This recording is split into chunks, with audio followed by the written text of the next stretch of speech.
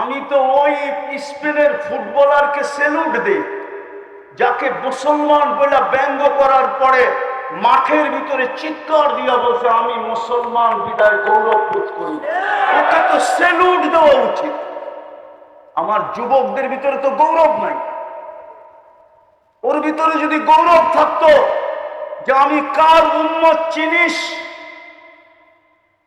যার উম্মতকে ডেলি আল্লাহ মাফ করার জন্য, যার উম্মতকে আল্লাহ ডেলি রাত্রে মাফ করার জন্য, যার উম্মতকে আল্লাহ ডাইকা ডাইকা মাফ করার জন্য প্রতি রাত্রে প্রথম আকাশে আসে, আমি ওই নবীর উম্মত। আমাকে চিনিস?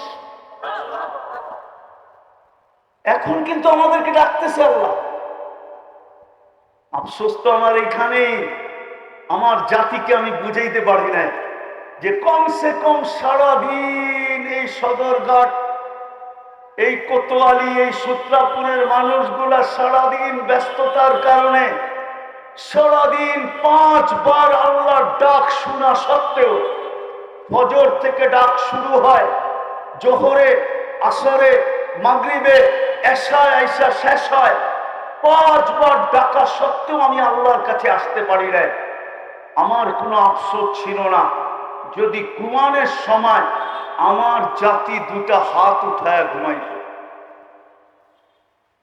যদি আল্লাহর কাছে মাপ চেয়ে ঘুমাইতো যে আল্লাহ আমি সারাদিন আপনার ডাকে সাড়া দিতে পারি নাই, আমার কাছে যুক্তি আছে, আমার পেটের টানে পারি নাই, আমার সংসারের টানে পারি নাই, আমার বিবি বাচ্চার টানে পারি নাই, আমার আত্মীয় স্বজনের টানে পারি নাই, আমি দোকানের টানে পারি নাই, অফিসের টানে পারি নাই, আদালতের টানে পারি নাই, ক্ষেতের কারণে পারি নাই, খামারের কারণে পারি নাই, রোডের কারণে পারি নাই, ঘাটের কারণে পারি নাই, দুনিয়ার ব্যস্ততার কারণে আমি পারি নাই, যে অটোটা রাখবো কোথায়, সেজদায় পড়বো কোথায়, আমি পারি না। ও মালিক, আমি ঘুমাইতে চললাম, আমি স্বীকার করি আমি আসামি, তুই ডাকতেছিস আসামিকে মাফ করার জন্য, আমি হাত উঠায় দিলাম। যদি হাত 2টা উঠে ঘুমাইতো তাহলে তো আমার মনটাকে বলতে পারতাম, আল্লাহকে তো বলতে পারতাম আল্লাহ আমার জাতি কিচ্ছু করে না আমি মানি, কিন্তু ঘুমানোর সময় তো তওবা করে ঘুম, তোর কাছে মাপ চাই। তুমি ডাকতে দেরি, হাত 2টা উঠায় দিতে দেরি করে না, আর নিজের গুনাহ স্বীকার করতে দেরি করে না।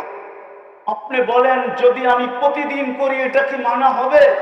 তো আমাদের নবীজি তো চোখের পানি দিয়ে আমাদের জন্য কবুল করায় ফেলছেন, মঞ্জুর করায় ফেলছেন, আল্লাহর সাথে ডিট হয়ে গেছে, আল্লাহর সাথে চুক্তি হয়ে গেছে।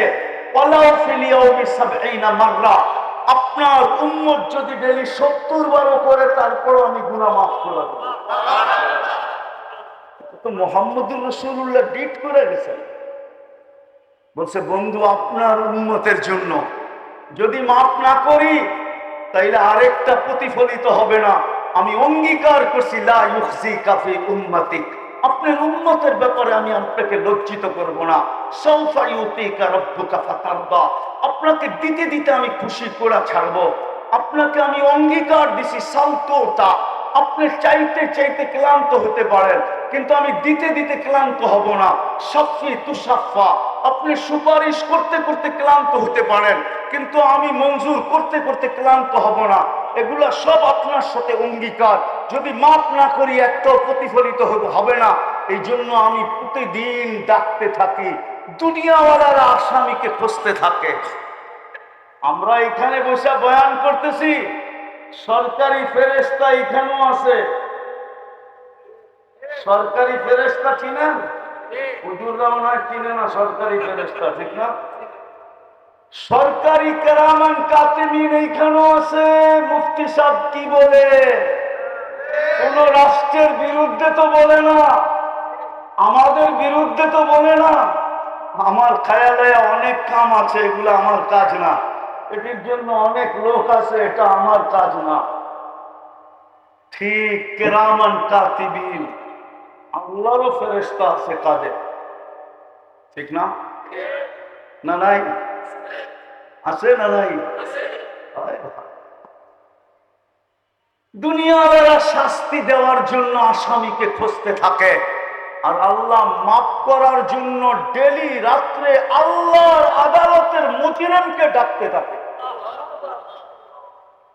আমরা না আল্লাহ চিনলাম না রসুল চিনলাম, চিনছি খালি ঈদে মিলাদুন নবী। কি চিনছি? কি? আমি বিরুদ্ধে বলতেছি না, আমার মেজাজ না এটা। আপনি ভাবছেন ঈদে মিলাদুন নবী করে আপনি পার হয়ে যাবেন? আপনি ভুলের জগতে আছেন, এটাই আমি বুঝাইতে চেয়েছি। মুহাম্মদুর রাসূলুল্লাহ কেন আসছেন? আমার যুক্তি তর্ক বলে না উনি জমিনে পা রাখো, উনি কেন জমিনে আসবে? আল্লাহ যখন জমিনে আসে না, তো আল্লাহর পাশে যিনি বসা উনি কেন জমিনে আসবে? সৃষ্টির সর্দার কেন আসবে? সৃষ্টির রাজা কেন আসবে? কিয়ামতের মাঠের রাজত্ব যার হাতের মুঠায় সে কেন আসবে? কিয়ামতের মালিক আল্লাহ আমি মানি, কিন্তু রাজা হলো মুহাম্মাদুর, উনি কেন জমিনে আসবে? কবরের প্রশ্ন কয়টা? কয়টা? কয়টা? প্রথম প্রশ্ন কি? আরে জোরে বলেন না। ইমাম বুখারী বলে না, ইমাম বুখারী আপনাদের সাথে একমত না, ইমাম মুসলিম আপনাদের সাথে একমত না। কবরের প্রথম প্রশ্ন মান রব্বুকা না, 3 প্রশ্ন আমিও মানি, কিন্তু প্রথম প্রশ্ন মান রব্বুকা না। ইমাম বুখারী লেখছেন কবরের প্রথম প্রশ্ন হলো মা কুনতা তাকুলু ফি হাদার রাজুলি মুহাম্মাদিন। বলো আমার বন্ধুর রঙে কতটুকু রঙিন ছিল, আমার বন্ধুর আদর্শে কতটুকু আদর্শবান ছিল,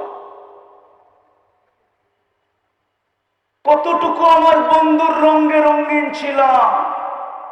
রব্বে কাবার কসম, দুনিয়া আল্লাহ চিনত না, চিনারও কথা ছিল না। আল্লাহ আবার মানুষ চিনে কি করে? আল্লাহ তো শুধু আল্লাহ না, আল্লাহ শুধু আল্লাহ। আরে আল্লাহ শুধু আল্লাহ নাকি? হ্যাঁ, মনে হয় বোঝেন না, আল্লাহ শুধু আল্লাহ। আপনাদের কোর্টে গেলেই তো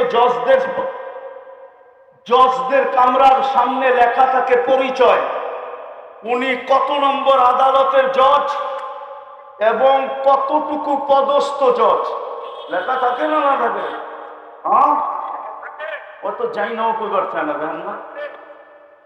আল্লাহ তো নিজের পরিচয় দিছে, আমি শুধু আল্লাহ না, আমি আল্লাহ হওয়ার সাথে সাথে রহমান, আমি আল্লাহ হওয়ার সাথে সাথে রহিম, আমি আল্লাহ হওয়ার সাথে সাথে মালিক, আমি আল্লাহ হওয়ার সাথে সাথে কুদ্দুস, আমি আল্লাহ হওয়ার সাথে সাথে সালাম, আমি আল্লাহ হওয়ার সাথে সাথে মুমিনুল মুহাইমিনুল আজিজুল জব্বারুল মুতাকাব্বিরুল খালিকুল বারিউল মুসাব্বিরুল গফফারুল কাহ্হারুল ওয়াহ্হাবুর রাজ্জাকুল ফাত্তাহুল আলিমুল কাবিদুল বাসিতুল খাফিদুর রাফিউল মুইজ্জুল মুতিল্লুস সামিউল বাসীরুল হাকামুল আদলুল লতীফুল খাবীরুল হালিমুল আযীমুল গফুরুশ শাকুরুল আলিয়্যুল কবীরুল হাফিজুল মুকীতুল হাসিবুল জলিলুল করিমুর রকিবুল মুজিবুল ওয়াসি আল হাকিমুল ওয়াদুদুল মজিদুল বাঈতুল শাহীদুল হকুল ওয়াকিলুল কবিদুল মতিনুল ওয়ালিয়ুল হামিদুল মুসি আল মুবদি আল মুঈদ আল মুহয়ি আল মুমীত আল হাইয়্যু আল কাইয়্যুম আল ওয়াজিদ আল মাজিদ আল ওয়াহিদ আল আহাদ আস সামাদ আল কাদির المقتدر المقدم المؤخر الأول والآخر الظاهر والباطن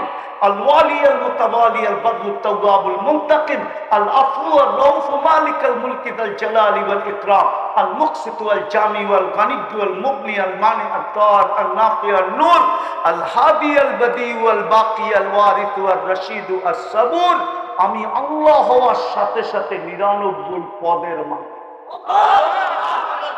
আমরা তো আল্লাহ চিনি, মুহাম্মদুর রাসূলুল্লাহ চিনি। আফসোস আমরা আপনাদেরকে চিনাইতে পারি। আমি দোষ আমার কাঁধেই নিব, আমি আমার যুবকদেরকে চিনাইতে পারি না। যদি চিনাইতে পারতাম, তাহলে যদি খেলার মাঠে দাঁড়ায় গৌরব করতে পারে আমি মুসলমান, আমি উম্মতে মুহাম্মদী বইলা, তাইলে আমার এই বাংলার মাটিতে দাঁড়ায়ও যুবক গৌরব করতো আর বলতো আমি মুসলমান, আমি উম্মতে মুহাম্মদী। তুই আমাকে চিনিস না, দোষ আমার, আমি চিনাইতে পারি না। দোয়া করেন, আমিন বলেন, আল্লাহ যেন আমাকে মাফ করে দেয়। আমি চিনাইতে পারি, আমরা মুহাম্মদুর রাসূলুল্লাহ চিনি না। যদি চিনত তাইলে শুধু ঈদে মিলাদুন নবী উদযাপন করেই যথেষ্ট হতো না, তাইলে 23 বৎসরের চোখের পানির ইজ্জত রাখত। ইজ্জত আমরা 23 বৎসর চোখের পানির ইজ্জত রাখি নাই। 23 বৎসর মুহাম্মদুর রাসূলুল্লাহর চোখে পানি শুকায় নাই। আমি দলিল দিতেছি, উলামা খোঁজান, একটু কিতাবে আছে। জিবরিল মিকাইল জিজ্ঞাসা করছে, মা জালা আরাকা তাবকি, যখনই দেখি আপনি কাঁদেন কেন? তো বলছে, জিবরিল মিকাইল, উম্মতের জন্য আমার চোখের পানি থামে না। যে 23 বৎসর উম্মতের জন্য কাঁদে, আজকে ওই উম্মতকে দেখলে চিনা যায় না।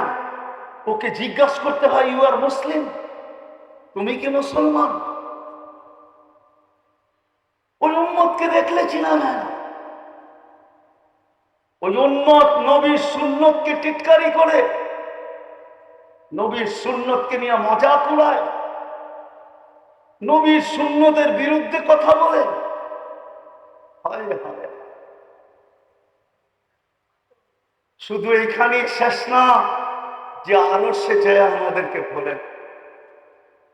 আপনি আত্তাহিয়াতুর ভিতরে পড়েন, আসসালামু আলাইকা আইয়ুহান নাবিয়্যু ওয়া রাহমাতুল্লাহি ওয়া বারাকাতুহু। এটা আল্লাহ বন্ধুকে সালাম দিছিলেন। বন্ধু যখন আল্লাহর প্রশংসায় পঞ্চমুখ হয়ে গেছে, আত্তাহিয়াতু লিল্লাহি ওয়াস সালাওয়াতু ওয়াত তাইয়্যিবাতু, সাথে সাথে আল্লাহ সালাম দিছে, আসসালামু আলাইকা আইয়ুহান নবী ওয়া রাহমাতুল্লাহি ওয়া বারাকাতুহু। নবী সালাম শুনছেন বটে, কিন্তু সাথে সাথেই চিৎকার দিছেন, আমার তাখাইয়ুল বলে চিৎকার দিছেন, আমার উম্মত, আমাকে তো সালাম দিলেন, আমার উম্মত কোথায়? আল্লাহ মনে হয় জিজ্ঞাসা করছে, বন্ধু এই টেবিলে উম্মত, এইখানেও উম্মত? আমার ধারণা বলে আল্লাহ রাসূল বলছিলেন, এইখানে উম্মত না আসলে কোথায় আসবে? আর আমি উম্মতকে ভুলি তো ভুলি কি করে? হোক না আরশের উপরে, হোক না আপনার পাশে, আমি উম্মত ভুলি কি করে? তারপরে বলছে, আপনি উম্মতের জন্য কি চান? তো নিজেই জবাব দিছে, ওয়ালা ইবাদিল্লাহিস সালিহিন। এটা নবীজির জবাব। আমাকে যতটুকু দিছেন আমি উম্মতের জন্য ততটুকু চাই নিলাম। সুবহানাল্লাহ। ওই উম্মত আজকে মনে করে শুধু মিলাদ করলেই শেষ, মিলাদ করলেই শেষ। আমাকে ভুল বুঝেন না, লানত আমাদের জিন্দেগির উপর। শুধু ঈদ করলেই শেষ, শুধু জুমার দিন মসজিদে মিলাদ পড়ায় দিলেই শেষ। মিলাদের অর্থ জানেন? মিলাদের অস্বীকার কেউ করে না। মিলাদ অর্থ হলো জন্ম, মুহাম্মদুর রাসূলুল্লাহর আবির্ভাব বা জন্ম। এটা দুনিয়ার কেউ অস্বীকার করে না, এমনকি কাফের পর্যন্ত করে না। এই উলামা প্রত্যেকে করে, কাফেরও তো অস্বীকার করে না, করে নাকি? মিলাদ মানে হলো জন্ম। আপনার সাথে আমার সাথে মিলাদের কোনো বিরোধ নাই, শুধু একটা পদ্ধতির বিরোধ। আপনি তো বলেন খুশি একদিন মানায় শেষ করে দেওয়া।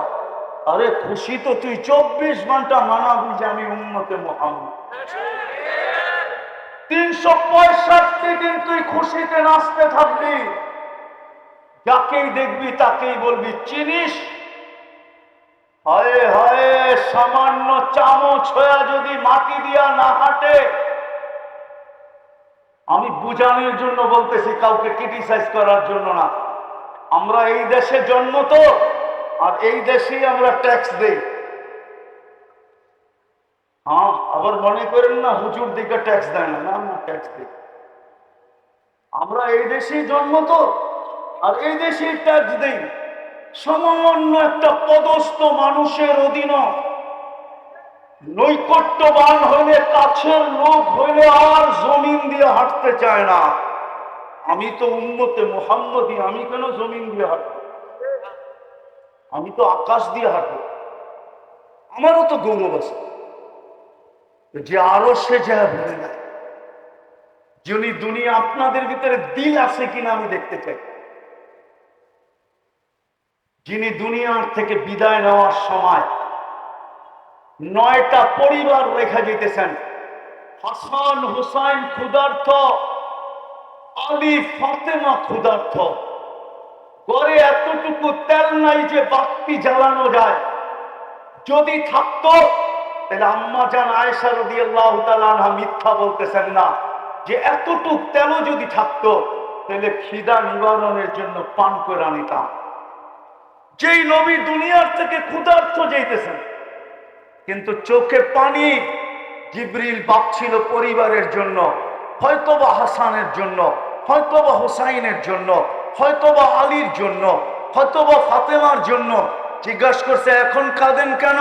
তো জবাব দিছে, জিবরিল যা ভাবতেছো তা না, আমি তো উম্মতের জন্য কাঁদতেছি। ফামাল লিবাদি উম্মতি, আমার পরে আমার এই উম্মতদেরকে বুকে জড়ায়া ফেরাবে। ওই উম্মতের যুবকের চেহারা দেখলে চেনা যায় না? যুবক, তোমার পায়ে হাত রাখি, লানত তোমার যৌবনের উপর। তোমার চুলের স্টাইল দেখলে চেনা যায় না? উম্মতে মুহাম্মদীকে দেখলে চেনা যায় না? উম্মতের নারী দেখলে চেনা যায় না? আমি লন্ডন থেকে আসছি 8 তারিখে, আসার কথা ছিল আমার 17 তারিখে। অসুস্থতা বেড়ে যাওয়ার কারণে আমি 8 তারিখে চলে আসছি। আমি লন্ডনে বলছিলাম, বেশিরভাগ প্রোগ্রামগুলোর ভিতরে, বিশেষ করে মহিলাদের ভিতরে যে প্রোগ্রামগুলো হয়েছিল, যে লন্ডনে বসবাসকারী সারা দুনিয়ার মুসলিম পুরুষ আর নারী যদি একটা কাজ করতো, শুধু একটা কাজ, তাইলে শুধু পুরা লন্ডন না, পুরা ইউরোপ, পুরা কানাডা, আমেরিকা, অস্ট্রেলিয়া, নিউজিল্যান্ড গবেষণা কেন্দ্র খুলতে বাধ্য হতো যদি আমাদের ঘর থেকে পুলিশের কাছে সন্তানের পক্ষ থেকে মা বাবার বিরুদ্ধে যদি কোনোদিন একটা কল না যেত, ফোন না যেত। স্বামীর বিরুদ্ধে স্ত্রীর পক্ষ থেকে যদি একটা ফোন না যেত, স্বামীর পক্ষ থেকে যদি স্ত্রীর বিরুদ্ধে একটা কল না যেত, শুধু যদি এতটুক তোমরা করতে পারতে যে কোন সন্তান মা বাবার বিরুদ্ধে পুলিশের কাছে কমপ্লেইন করে নাই, কোন স্ত্রী কোন স্বামীর বিরুদ্ধে কমপ্লেইন করে নাই, কোন স্বামী কোন স্ত্রীর বিরুদ্ধে কমপ্লেইন করে নাই, মুসলমান তার পারিবারিক কোন কমপ্লেইন পুলিশ স্টেশন পর্যন্ত নিয়ে যায় নাই। যদি তোমরা এতটুক করতে পারতে, তো সারা ইউরোপ কেন সারা কুফর দুনিয়া গবেষণা করতে বাধ্য হতো যে এদের ঘর থেকে অভিযোগ আসে না কেন। তোমাদেরকে ডাইকা জিজ্ঞাসা করতে বাধ্য হতো। তখন তোমাদের কাছে সুযোগ ছিল যে আমাদের ঘর থেকে অভিযোগ আসে তো আসে কি করে? আমরা তো মুহাম্মদুর রাসূলুল্লাহর গোলাম, আমরা তো মুহাম্মদুর রাসূলুল্লাহর রঙে। যার ঘরে 3 মাস চুলা জ্বলে নাই, ওই ঘর থেকেই তো অভিযোগ যায় নাই। আমাদের ঘরে তো ডেলি চুলা জ্বলে, আমাদের ঘর থেকে অভিযোগ যায় তো যায় কি? যেই ঘরের সন্তান জিহ্বা চুষা খিদা নিবারণ করতেছেন, হাসান হুসাইন আল্লাহর রাসূলের জিহ্বা চুষা খিদা নিবারণ করতেছেন, কিন্তু মা বাবার বিরুদ্ধে অভিযোগ দেয় নাই। যুবকরা তো বলতো আমরা হাসান হুসাইনের উত্তরসূরি। কিয়ামতের দিন যখন আল্লাহ হাসানকে বলবে, হুসাইনকে বলবে, শাবাব আহলি জান্নাহ, যুবকদের জান্নাতের সর্দার, ওনাদেরকে বলবে যুবকদেরকে একত্রিত করো, তোমাদের জান্নাতে যাওয়ার পালা। যখন হাসান হুসাইন ডাকবে আর যুবকরা ছুটা যায় পাশে দাঁড়াবে, হাসান হুসাইন জিজ্ঞাসা করবে তুমি কেন আমার পাশে? তাই কিচ্ছু ছিল না আমার কাছে, কিন্তু মা বাবার বিরুদ্ধে আপনারা যেরকম জিহ্বা চুষা খিদা নিবারণ করছেন, মা বাবার বিরুদ্ধে কোনোদিন অভিযোগ করেন নাই। আমরাও আপনাদের আদর্শে আদর্শবান হইয়া কোনোদিন মা বাবার বিরুদ্ধে অভিযোগ করি নাই, এই জন্য আপনাদের পাশে এসে দাঁড়াই। তাহলে তো আমার যুবকরা গৌরব করতে পারত। আমি বললাম একটা কাজই যদি তোমরা করতে, জানি না আমার আওয়াজ ইংল্যান্ডের কোনা পর্যন্ত পৌঁছে কিনা জানি না, হয়তো পৌঁছলেও পৌঁছতে পারে মিডিয়ার যুগ। একটা কাজই যদি তোমরা করতে, তো যেটা বলতেছিলাম, দুনিয়ার থেকে বিদায় নেওয়ার সময় আমাদের জন্য চোখে পানি নিয়ে চলে আসছে, এখনো কাঁদতেছেন রওজায়ে আতহারে, এখনো কাঁদতেছেন। যদি অনুমতি হয় তো আমি পুরা জামাত এখানে নিয়ে আসতে পারি, পুরা জামাত। আমি ওদেরকে চিনি, যারা রাত্রে স্বপ্নে দেখছেন, পুরা জামাত এক স্বপ্ন দেখছে 10 থেকে 12 জনের, যে আল্লাহর রসুল হাতিমে কাবার ভিতরে কাঁদতেছেন। হাতিমে কাবা চিনেন?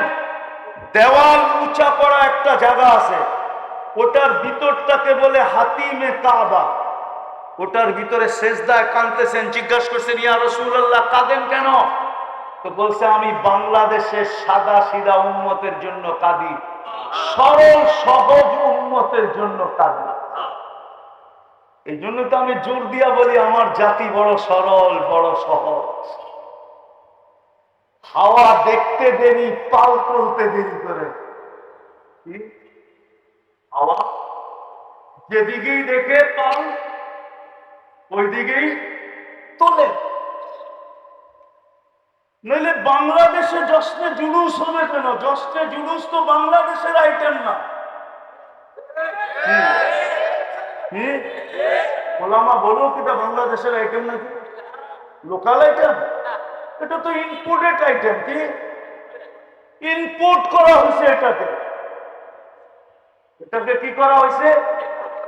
ইম্পোর্ট করছে। জানি না ইম্পোর্টারকে, নাইলে তো এটা এই দেশের প্রোডাকশন না। এই দেশের ইতিহাস বলতে গেলে আমি অন্যদিকে চলে যাব। আপনি জানেন না আপনার দেশের ইতিহাস? জানেন এই দেশে দুইটা শক্তি আছে। কয়টা?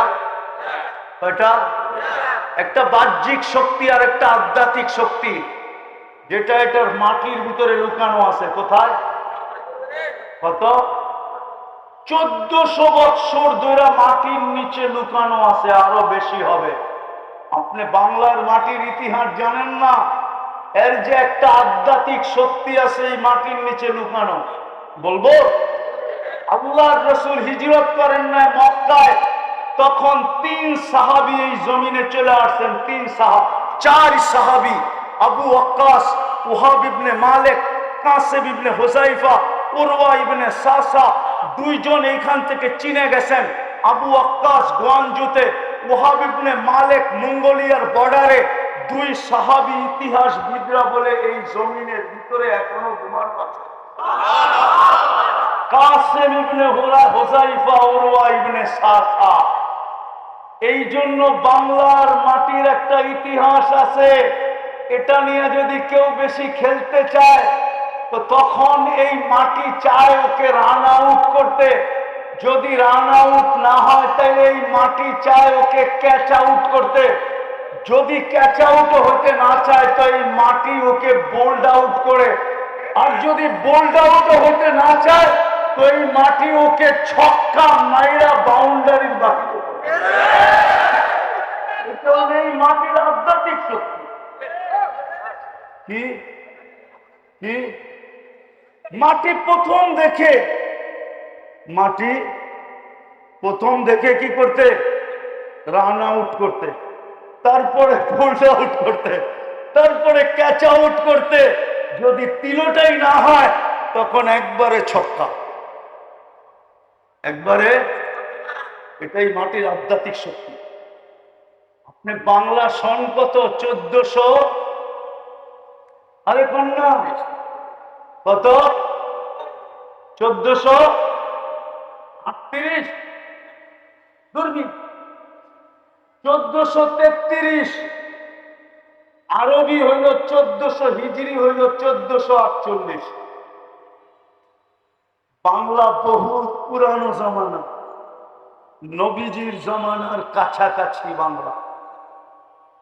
বিদায় এটার একটা আধ্যাত্মিক শক্তি আছে, কেউ জানে না। ও ইতিহাসের ছাত্রই না, কোত্থেকে জানবে? আমার থেকে শুনে নেন। আরেকটা বাহ্যিক শক্তি আছে।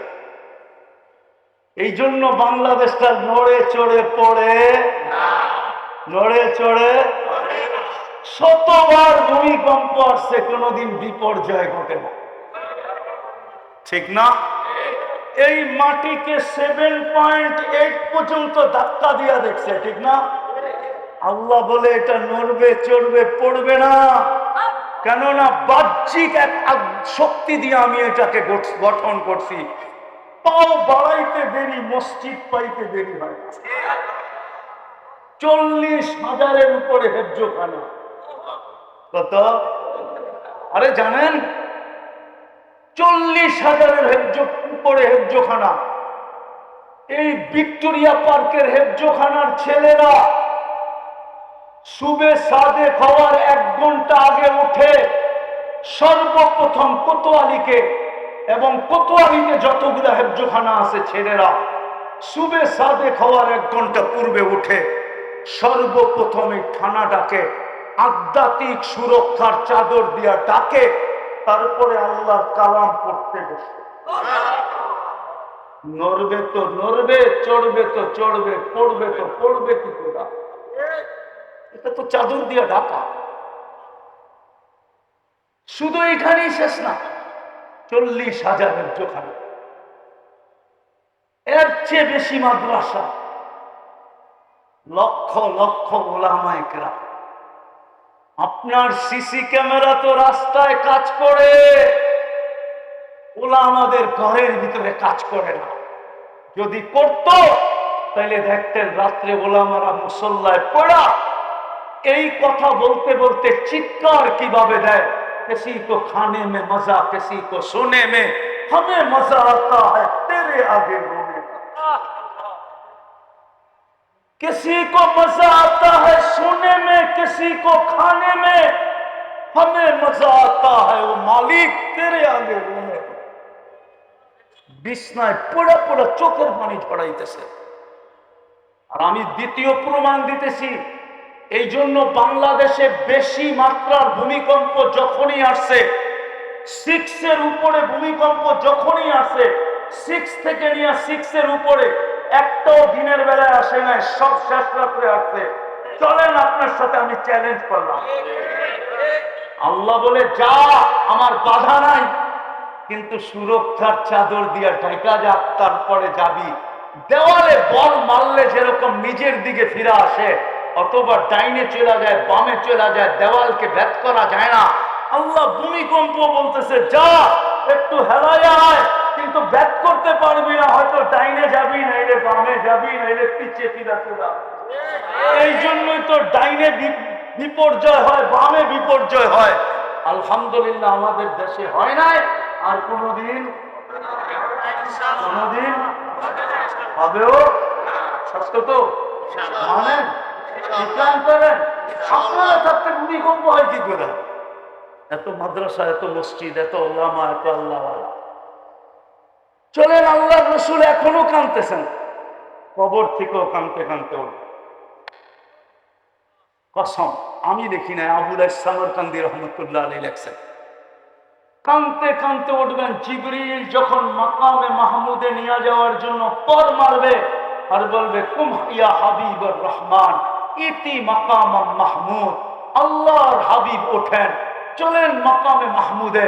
উঠবে, ওয়াহুয়া ইয়াবকি ওয়া ইয়াকুল জিবরিল আইনা উম্মতি। কাঁদতে কাঁদতে উঠবেন আর বলবেন আমার উম্মত কোথায়, ময়দান তো খালি। জিবরিল আলাইহিস সালাম সান্ত্বনা দিবেন, আপনার আগে কাউকে উঠানো হয় নাই, শান্ত হন, উম্মত এখনো ওঠে নাই। প্রথমেই আপনাকে উঠানো হলো, মাকামে মাহমুদে নিয়ে যাওয়া হলো। মাকামে মাহমুদে নিয়ে যাবে বটে, আমি এই 2 থানার ওলামাদেরকে জিজ্ঞাসা করি, আমাকে একটা দলিল দেখ যে আল্লাহর রাসূল 1 মিনিটের জন্য মাকামে মাহমুদে বসবে। কি বলে ওলামা? কি বলে? ডাইন দিকে বাম দিকে বসবে না, 1 সেকেন্ডের জন্য বসবে না, শুধু হাতলে হাত রেখে দাঁড়ায় থাকবে। আল্লাহ বলবে বসেন না কেন? বসে যে 3 জায়গায় ছুটবে ও বসে তো বসে কি করে? প্রথম জবাব হলো এটা। দ্বিতীয় জবাব হলো আমি বসলাম, মাকামে মাহমুদ যদি আমাকে জান্নাতে নিয়ে চলে গেল, তাহলে আমার উম্মতের কি হবে? এক সেকেন্ডের জন্য বসবে না। কিন্তু আমার সমাজকে তো দেখতে দেখতে আমি দাড়ি পাকায় ফেললাম। সামান্য একটা ইউনিয়ন পরিষদের চেয়ার পাওয়ার জন্য মরতে রাজি, মারতে রাজি, বাচ্চাকে এতিম করতে রাজি, স্ত্রীকে বিধবা করতে রাজি, রক্তের বন্যা বহায় দিতে রাজি, সামান্য একটা ওয়ার্ডের সিট পাওয়ার জন্য। কিন্তু মাকামে মাহমুদ পাবেন বর্ধন কেন? আর একটু শোনাবো, ওই দিন দুটাই চিৎকার হবে। ফেরেশতারা চিৎকার দিবে, সাল্লিম সাল্লিম, আল্লাহ শান্তি শান্তি শান্তি। আর সমগ্র সৃষ্টি চিৎকার দিবে, নাফসি নাফসি। এমনকি নবী রসুলরা পর্যন্ত, আল্লাহ আমাকে বাঁচান। কেন? গাদিবার রব লাম ইয়াগদাব ক্বাবলু ওয়া লাম ইয়াগদাব বাদ। ওই দিন আল্লাহ এরকম নারাজ হবেন, কখনো এর পূর্বে হন না, আর কোনোদিন হবেন না। কিন্তু ওই দিন এক ব্যক্তি থাকলে, এক সত্তা থাকলে, হয় হয়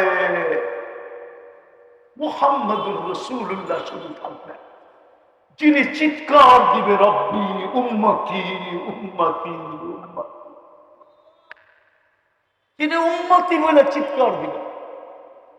আজকে ওই উম্মতে রাসূল চিনে না। কেন আসে? কেন আসছে জানেন? 3 শব্দে বলি, 3 শব্দে শেষ।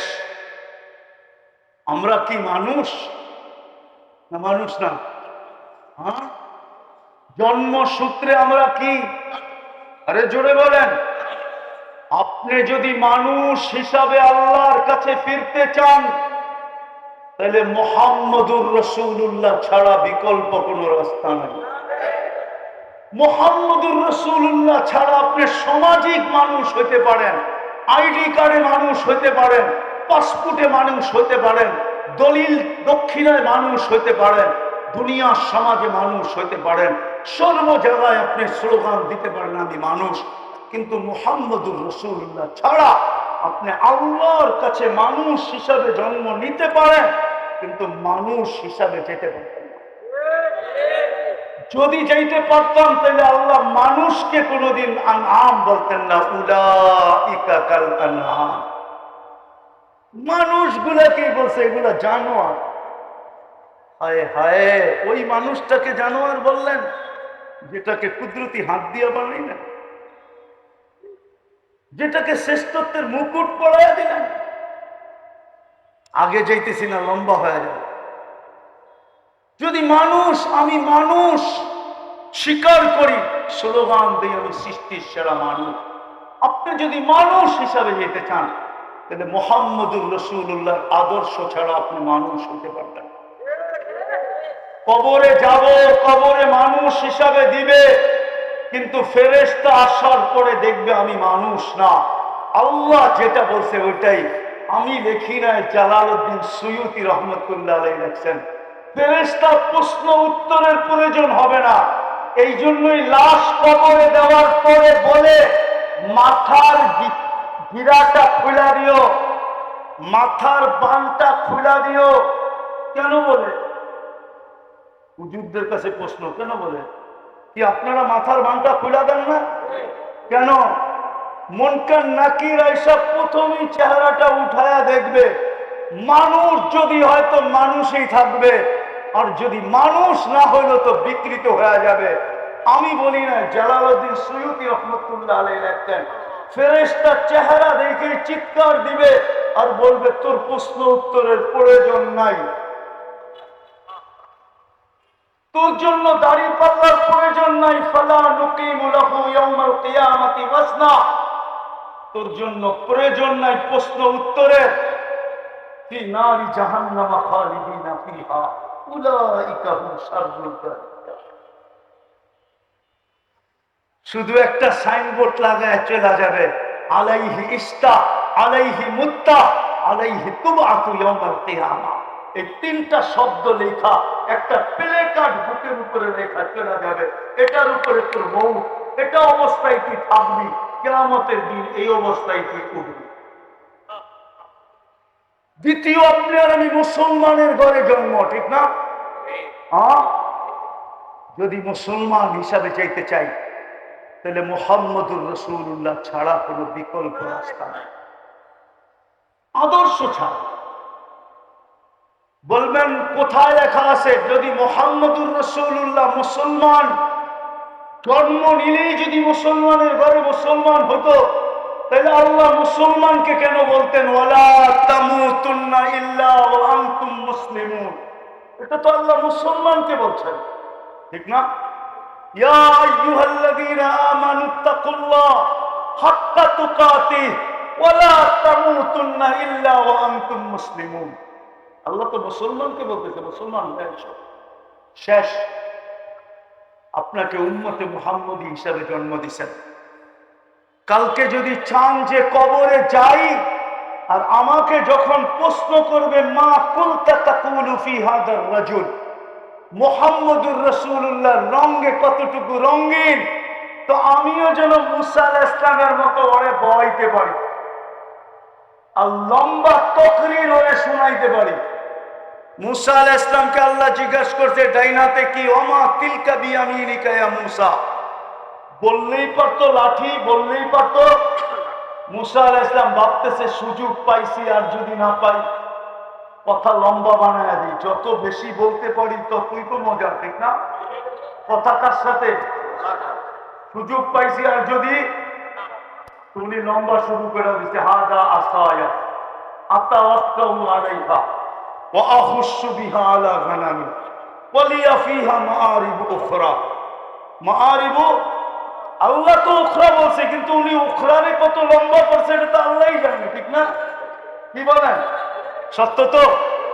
তো যখন জিজ্ঞাসা করবে মা কুনতা তাকুলু ফি হাদার রাজুলি মুহাম্মাদি, তুমি কতটুকু উনার রঙে রঙিন ছিলা, এটা যখন আল্লাহ জিজ্ঞেস করবে যে কতটুকু তার রঙে তুমি রঙিন ছিলা বলো, তো সাথে সাথে বলবে, সাথে সাথে জবাব দিবে মুহাম্মাদুর রাসূলুল্লাহ। আমি যেটা বলতেছি ওটার প্রমাণ দিতেছি, হাদিসের শব্দ আছে, এই জন্য আমি হাদিসের শব্দ দিয়ে প্রমাণ দিতে চাইতেছি, হাদিসের শব্দ দিয়ে আপনাদেরকে প্রমাণ দিতে চাইতেছি। জিজ্ঞাসা করবে যে তুমি ওই ব্যক্তি সম্বন্ধে তোমার ধারণা কতটুকু, মা কুনতা মা ইলমুকা বিহাদার রাজুল মানে মুহাম্মাদিন। তো হাতের ভিতরে টাইনা বয়া বলবে, হ্যাঁ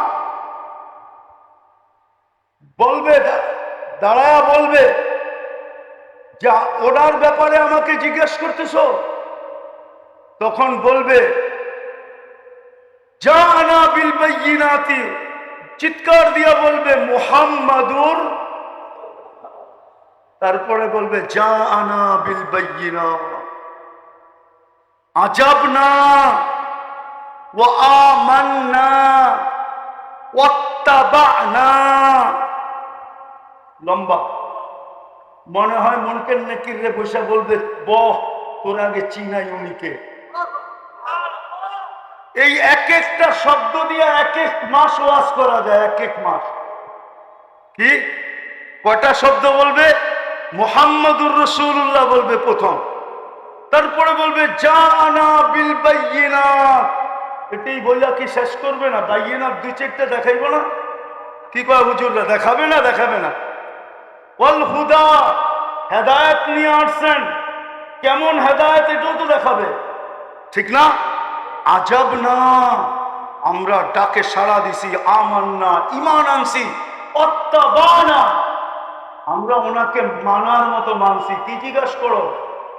এইবার শোনেন ফেরেশতা কি জবাব দিবে।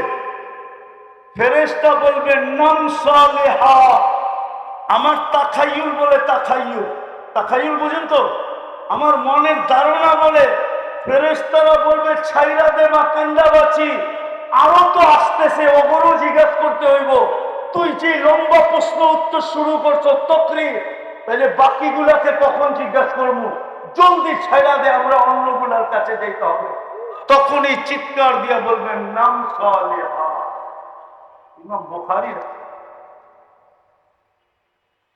ঘুমা, তুই নিশ্চিন্তে ঘুমায়া যা। আর যদি রঙিন না হইলাম, ও আম্মাল মুরতাদ ও আম্মাল মুনাফিক, যুবকের জন্য তোমাদের পায়ে হাত রাখো।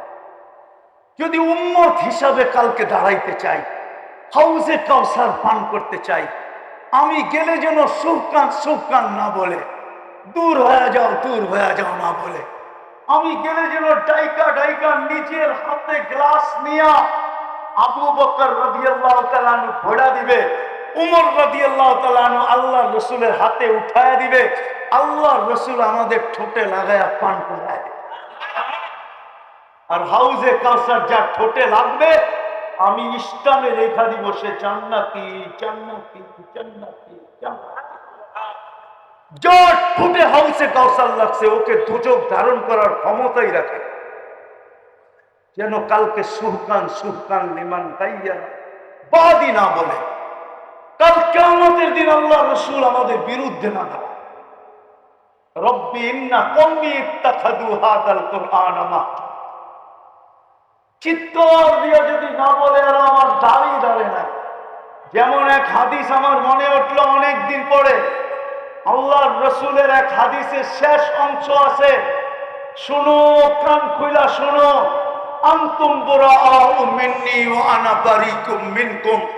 একদিন আসবে তোমরা আমার সুন্নতের ধার ধারবে না, আমিও তোমাদের দুরবস্থার ধার ধারব না।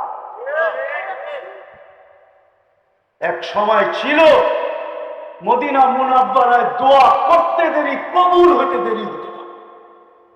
আজকে আল্লাহওয়ালারা যে মদিনা মুনাব্বারায় চোখের পানি ঝরায়। আমি তো গত রমজানে ভাবতেছিলাম, গত রমজানের আগের রমজানে ভাবতেছিলাম, যখন প্রথম ইসরায়েল হামলা করে ফিলিস্তিনে, তারপরই রমজান আসছিল, আমি মক্কা মদিনার কান্না দেখা ভাবতেছিলাম এই চোখের পানি রং নিবেই নিবে। কেননা হেরেম কোনোদিন এত কান্না দেখে নেয় তার জন্ম থেকে নিয়ে একসাথে এত লোকের কান্না দেখে, এত চোখের পানি হেরেম দেখেন। কিন্তু ওই রমজান পার হয়ে গেল, পুরা বৎসর পার হইল, আবার গত রমজান পার হয়ে গেল, এখন পর্যন্ত একটা ফেরেশতার নিদর্শন দেখলাম। অথচ ওলামা এখানে বসা, একজন হাত উঠাইতে দেরি, ইয়া মুগিস আগিস নি বলতে দেরি, ফেরেশতা চতুর্থ আকাশ থেকে ছুটে আসতে দেরি। এই জন্য পায়ে হাত দিয়ে বলি, আসেন, যদি নিজেকে মানুষ হিসাবে কবরে পৌঁছাইতে চাই, মুসলমান হিসাবে কবরে পৌঁছাইতে চাই, আল্লাহ রাসূলের সামনে যদি দাঁড়াইতে চান, তাইলে আদর্শের বিকল্প নাই, রঙের বিকল্প, আদর্শের বিকল্প। এই জন্যই মডেল হয়ে উনি আসছেন, ওনার কেরিয়ারের কোনো বিকল্প। আসেন, তওবা করি, যা হয়ে গেছে হয়ে গেছে। রাজি তওবা করতে? রাজি? কে কে রাজি দেখি? তাইলে বলেন, আল্লাহ অতীত জীবন থেকে তওবা করলাম। বলেন বলেন বলেন, অতীত জীবন থেকে তওবা করলাম। আপনি আমাদের তওবা কবুল করেন। নামা আজকের থেকে অঙ্গীকার করেন যে একটা সুন্নত হইল, আমি সূত্রাপুর এবং কোতোয়ালির ওলামাদের কাছ থেকে জিজ্ঞাসা করা, এরকম একটা চোখা সুন্নত, চোখা বোঝেন? চোখা, আরে ঢাকায় শব্দ বোঝেন কি? চোখা বোঝেন কি? এরকম কোন একটা দামি সুন্নতকে আমার জিন্দেগির কি বানাবো? সঙ্গী বানাবো, সাথী বানাবো, মৌত পর্যন্ত ওটাকে ধরে রাখবো। ওলামাদের কাছে আছে, এদের দোকানে অনেক মাল আছে, অনেক, জীবনে কোনোদিন আর হোলসেল দোকান থেকে আনতে হবে না। এরা যেই দোকান খুলছে কিয়ামত পর্যন্ত বেচলেও শেষ হবে না। এদের কাছে আছে, যে বলেন আমাকে একটা চোখা সুন্নত শিখায়া দেন, যেটা নিয়ে গেলে 100 শহীদের মালা পড়াবে, এরকম সুন্নাত এদের কাছে আছে। আমি বিশেষ করে যুবকদেরকে বলবো, কেননা আমি তোমাদেরকে কিয়ামতের দিন জান্নাতে, আরে তোমাদেরকে আমি জান্নাতের সৈকতে দেখতে চাই।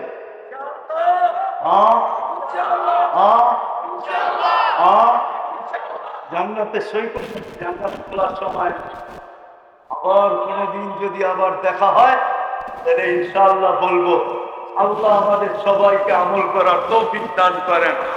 ওমা আলাইনা ইল্লাল বালাগ। কেউ উঠাউঠি করবো না, আরে দোয়া আপনারা করবেন না।